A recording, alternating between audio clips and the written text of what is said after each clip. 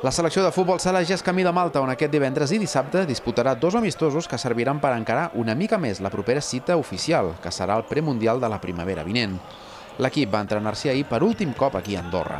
Tenir tants nanos joves, això sí que és embranzida per l'equip i embranzida pel futbol sala per part nostra, però sí que és veritat que això té la contrapartida de la inexperiència que per nosaltres, doncs, aquests partits els hi anirà molt bé perquè han de començar a ser partits sepsells de la selecció absoluta. Tot i ser a principi de temporada, l'equip té clar que tota aquesta preparació servirà i molt a l'hora d'afrontar la cita oficial. Malta serà una bona prova de foc.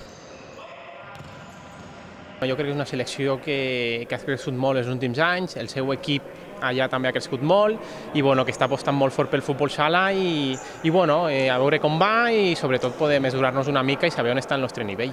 Per fer front a aquesta doble cita, Tallinn s'emportarà els següents jugadors. Aitor, Àlex Jiménez i Max Pons seran els porters. Com a tanques viatgen Mesquita, Marc Massana i Oriol Rodríguez. Aaron Guirao, Brian, Omar, José Segura i Rogerio jugaran a les ales, mentre que Arnau Rodríguez, Guillem Castro i Cristian Regalo seran els pivots.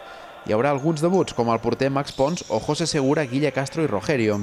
Alguns van ser a l'amistós contra el Toulouse, però a Malta disputaran els seus primers minuts en un partit entre seleccions. Després del doble amistós d'aquest cap de setmana, Malta tornarà a la visita a Andorra amb 2 amistosos més al novembre.